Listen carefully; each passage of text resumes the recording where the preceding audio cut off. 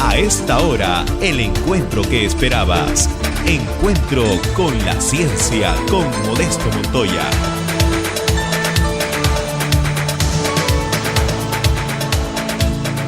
Je vais vous parler d'un sujet un peu différent, puisque je suis architecte. Donc, mon sujet s'appelle la réglementation dans un quartier informel, outil à la gestion des risques expérimenté par des architectes.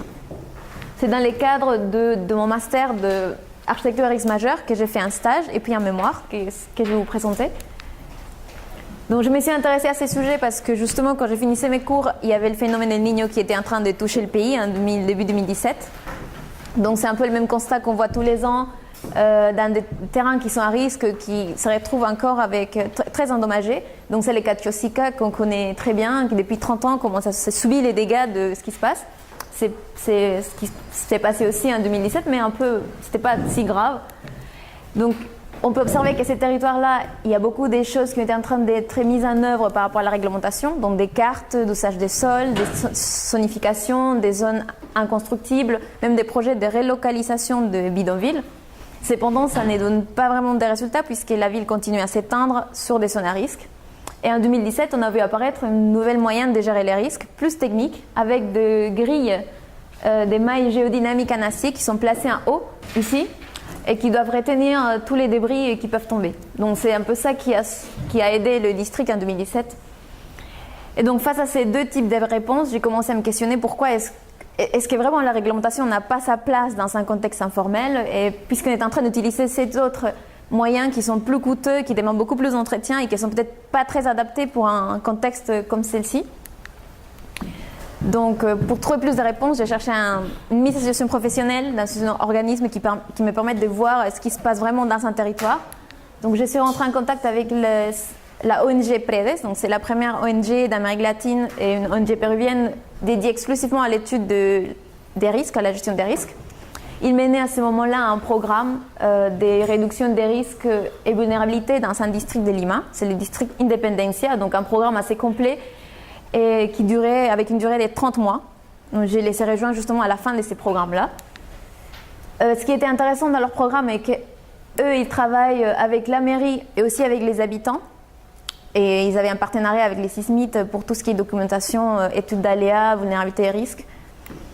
Et donc cette manière de travailler avec tous les acteurs était très intéressante pour voir comment eux ils articulaient leur programme. Donc voici les territoires d'études. Vous pouvez voir les problèmes les plus importants, c'est l'étalement urbain vers le flanc des collines, pour là où la géographie commence à être plus compliquée et la ville continue à s'éteindre. Donc il y a beaucoup de bidonvilles dans ces districts, des bidonvilles dites légales, semi-légales et complètement illégales. Ceux qui ont des plans COFOPRI qui sont... Enfin, je les ai définis un peu comme ça par rapport à leur statut juridique. Donc certains qui sont reconnus, qui ont leur plan des cadastres COFOPRI, d'autres qui ont été reconnus par la mairie avec un soi-disant plan visé, et puis les invasions qu'on peut voir et qui n'ont aucune documentation qui leur donne légitimité. Donc ces bidonvilles ont été cartographiés par PREDES pour les comprendre et voir leurs limites. Donc comme je vous ai dit, j'ai rejoint ces programmes quand ils étaient en train de finir, ce qui m'a permis de voir toutes les relations des acteurs qui commençaient à être plus ou moins consolidées avec la mairie, avec les habitants, avec des problèmes qu'ils ont pu y avoir ou pas. Et il y avait également beaucoup d'informations déjà faites, des entretiens, des études plus techniques, et les chantiers commençaient à être en cours. Et donc sur la base de ce programme, j'ai étudié la réglementation en 2 temps. Un premier temps, c'est son élaboration et mise en place, et un deuxième temps, de son application. Donc je vais passer un peu plus rapidement sur cette partie-là, à savoir que tout ce qui est lié à la gestion des risques au Pérou doit obéir à la loi du SINAGER, donc loi du Système national de gestion des risques de désastre, qui articule tous les acteurs et les rôles de chacun d'eux sur cette tâche qui est la gestion des risques. Donc, concernant l'élaboration, nous avons travaillé sur des documents, des cartes d'aléas, des cartes de vulnérabilité, des cartes de risques. Le rôle de l'ONG, c'était plutôt aider à la communication de ces documents très techniques à la mairie et aux habitants. J'ai découvert entre-temps différentes méthodologies utilisées justement pour étudier l'aléa, la vulnérabilité et les risques. On a aidé un peu dans des documents urbains, ce qui est les plans de développement urbain, à mener quelques corrections quand j'étais sur place, et surtout plaider ce qui a aidé la mairie à mettre en œuvre ces documents urbains. Donc plein de développement urbain et plein de prévention et réduction des risques qui étaient en train de se mettre en œuvre, avec des ateliers avec les habitants pour les écouter, pour comprendre les risques du territoire et savoir qu'est-ce qui leur inquiète aussi. Donc concernant l'application, c'est dans les cadres du SINAGER, il y avait la mise en place des groupes de travail des gestions des risques de désastres et la mise en place de la plateforme de défense civile au sein de la mairie. Et ils avaient prévu 2 chantiers, donc 2 projets importants. Un premier projet, c'est la forestation des collines du bidonville Volante. Donc ça, c'est Volante 1, Volante 2, Volante 3. On veut surtout éviter qu'il y en a Volante 4 et Volante 5 encore plus haut dans la colline. Et au sein de ces projets, on a trouvé un petit souci concernant les limites entre ces bidonvilles Volante 3, bidonville qui s'appelle Villa El Ángel, aussi à Independencia. Il se trouve à côté de la Uni, pas loin, qui est de ce côté-là. Donc 2 projets de zone de sécurité, une dans la partie haute et une dans la partie basse. Donc sur la base de ces informations-là que j'ai pu voir dans ma mise en situation professionnelle, je me suis demandé dans quelle mesure l'architecte pouvait utiliser la réglementation pour agir vraiment dans ces contextes-là, avec toutes les contraintes qu'il peut y avoir.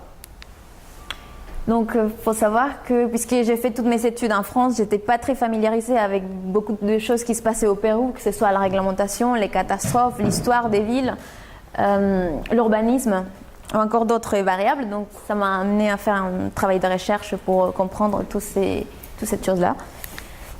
Et j'ai structuré mon mémoire sur 4 parties, qui sont devenues 4 chapitres du mémoire. Donc les premières, l'approche liée à ce qu'on comprend de risques liés au développement, toutes les visions qu'on a eues au fil du temps et qu'est-ce qu'on entend par risque, par catastrophe aujourd'hui. Donc j'ai développé cette grille-là pour étudier les différents systèmes qu'on a mis en place au Pérou, par exemple, pour gérer la catastrophe depuis 1942 jusqu'à les SINAGER, qui est celui qui existe actuellement. Et au sein de cette ONG-là, on voulait faire comprendre aux habitants que les désastres ne sont pas naturels. C'est un discours que j'ai entendu tout le long de mon stage.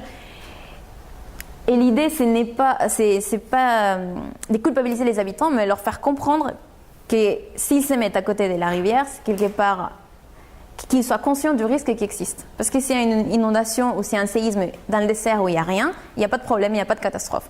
C'est lorsqu'il y a des commerces, des industries, des habitants, des maisons, qu'on peut parler de catastrophe. Donc ensuite, j'ai étudié les territoires pour comprendre d'où viennent ces risques, les racines extensives du risque. Donc sur cette grille-là, mes territoires étaient Lima et les districts d'Independencia. On est parti sur la base des 3 temporalités. Donc une première temporalité des événements, qui est dans la partie haute, des événements ponctuels. La deuxième partie, c'est les conjonctures, qu'elles soient politiques, économiques, sociales, réglementaires, liées à la planification. Et une autre temporalité qui s'inscrit dans une durée plus longue, qui est liée aux caractéristiques propres du site, les climats, le risque, et qui ne varie pas forcément beaucoup dans le temps.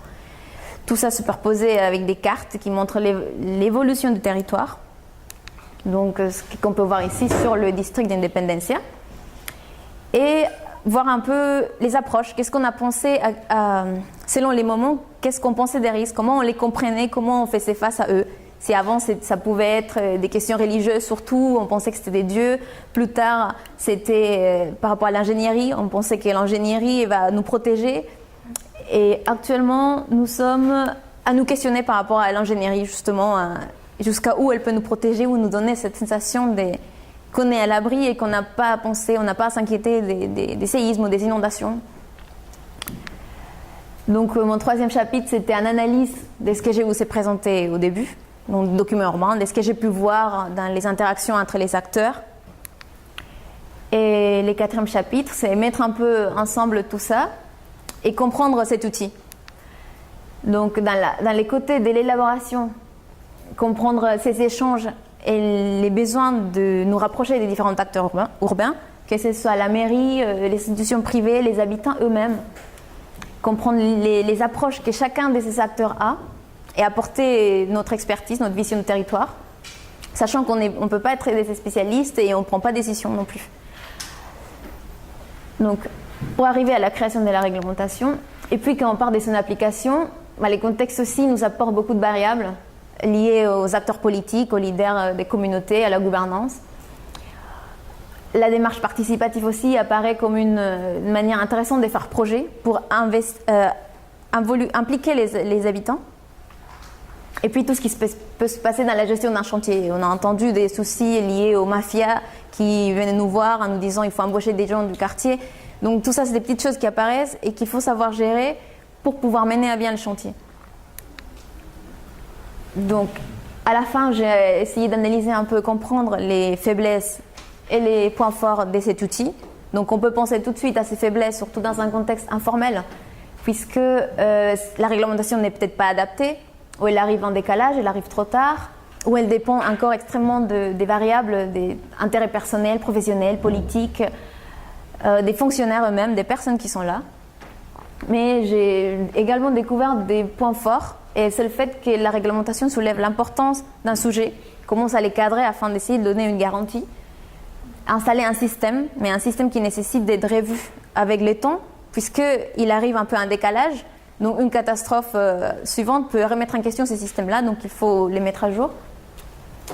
La réglementation permet également de soutenir un projet. Donc c'est le cas de ce projet de forestation, puisqu'on a parlé avec la mairie, il y a eu des démarches administratives pour acquérir les terrains qui étaient donnés en cession, l'inscription du terrain à la SUNARB et des ordonnances qui donnent la mairie pour protéger, pour définir cet espace comme zone naturelle protégée, pour éviter justement qu'il y ait des nouveaux bidonvilles qui s'installent. Donc c'est ces petits éléments administratifs qui essayent de verrouiller à leur échelle et de protéger un peu cet espace-là.